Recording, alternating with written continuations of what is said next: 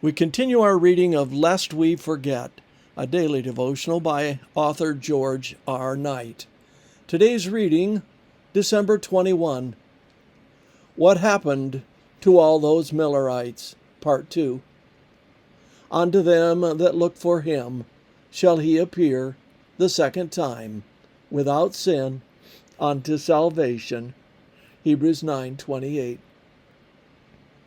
While precise membership statistics are not available, it seems safe to suggest that the Evangelical Adventists and the Advent Christians were by far the most numerous during the early 1860s, with the Advent Christians constantly gaining over the Evangelicals.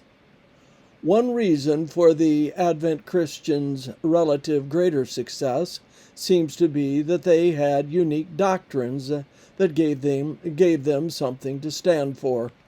Their doctrines of the unconscious state of the people in death and the final destruction of the wicked provided a focal point for their identity, eventually surpassing their emphasis on the Advent.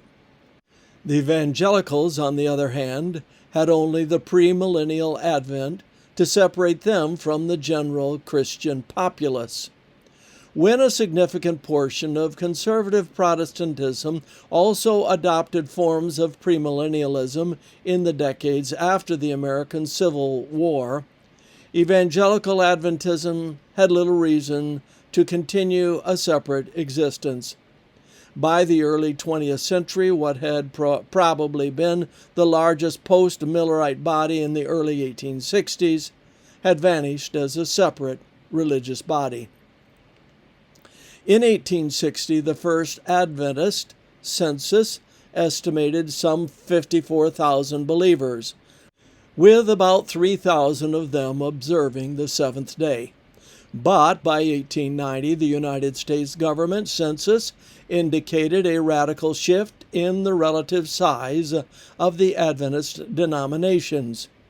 The once minute Seventh-day Adventists had by then achieved predominance, with 28,991 members in the United States.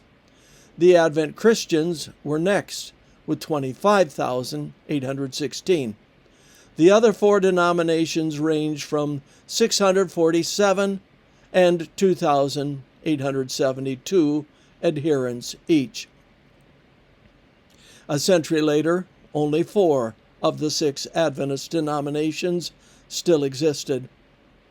In the opening years of the 21st century, the Seventh-day Adventists reported more than 1 million members in the United States and more than 15 million members worldwide, while the Advent Christian claimed 25,277 in the United States and practically none outside of North America. The other 2 surviving Adventist denominations reported 3,860 and 9,700 members. Thus, by 2006, the Seventh-day Adventists dominated the post-Millerite world. As Clyde Hewitt, an Advent Christian historian, put it, the tiniest of the Millerite offshoot groups was the one which would become the largest. And once again, we are left with the question of what was it that propelled the Seventh-day Adventists in their mission that the others lacked. This concludes our reading today of Lest We Forget.